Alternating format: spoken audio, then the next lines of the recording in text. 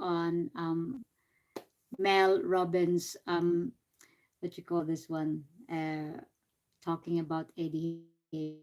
Sorry, I just been in the Philippines and I'm burned, and my melasma is too much. Anyway, so I know I have ADHD, and ADHD really affect me sometimes.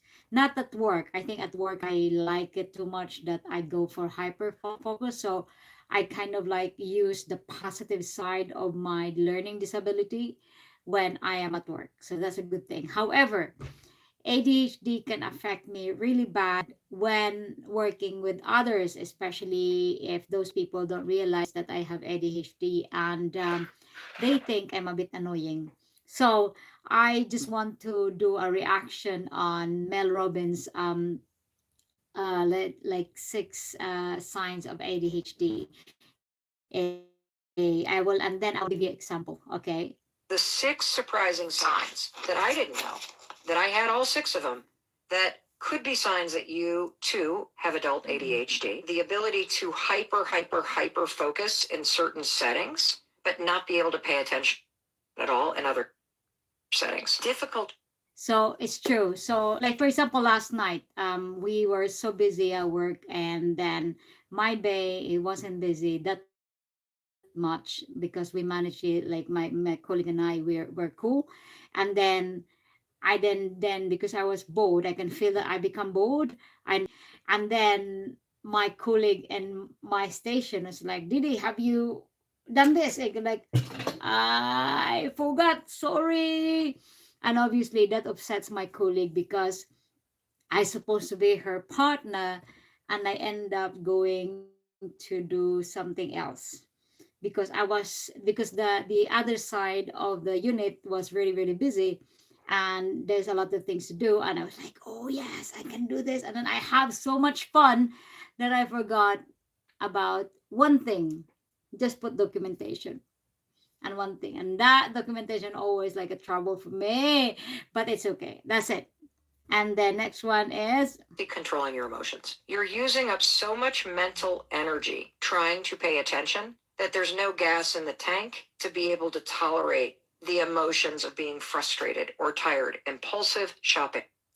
so basically it is very true. When I am really with my emotions, if I am like for example when that I know that I upset my colleague, then I become like so super focused again to the job, and then I then realize like, and then I got worried then as my colleague get upset with me because I did not do the job, and it's only one thing, but I did the rest. But you know that kind of thing that I don't like to upset people, and so many times people get upset about me because I kind of like doing something that's not normal for them, but for me it's normal.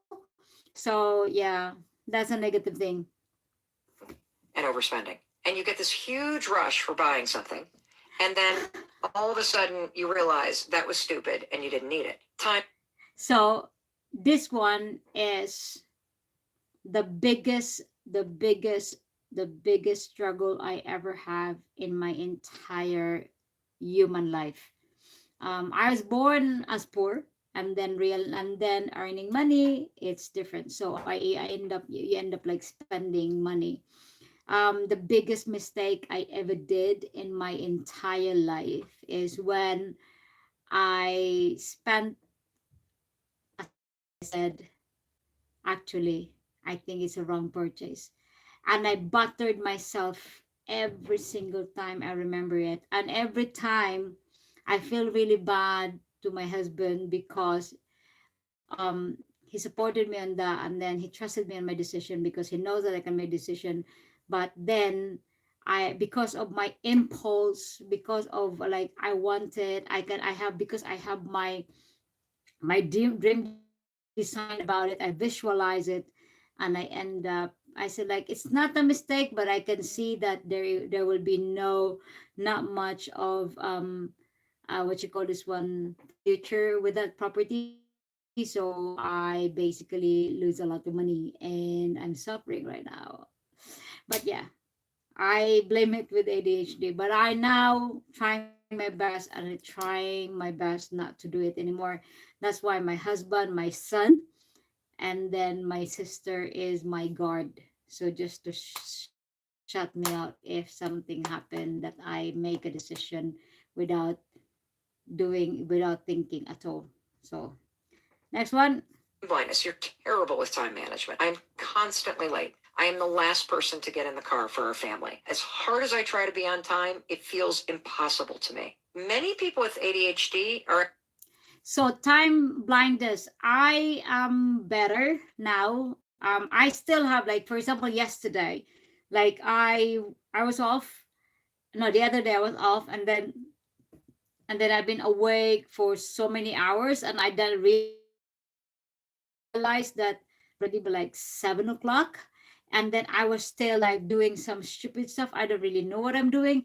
I've been cleaning, I've been doing this and doing that. I don't really know, and I lost track of time. And then I realized it's already 3 o'clock in the afternoon, and that's how crazy my brain is. So basically, that's the but I tried my best not to be late anymore. So my previous job, where is near my place, and then I don't no longer go there because of some reason.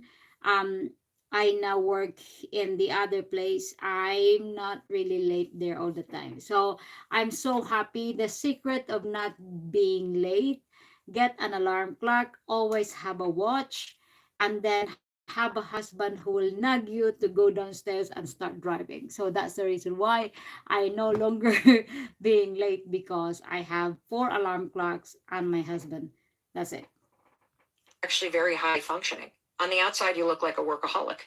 You look very successful. Or if you're not working, you're just one of those people that's super duper duper duper busy. But here's the thing: your busyness and your workaholism is scattered all over the place. Adults with ADHD tend to be highly, highly self critical. You constantly beat yourself up for not being able to do simple things. You're worried that you're disappointing everybody. You're wondering why it looks effortless for everybody else but you. And this is the default mode of what your own inner dialogue sounds like. Ding, ding, ding, ding, ding. Mel Robbins, I got all six.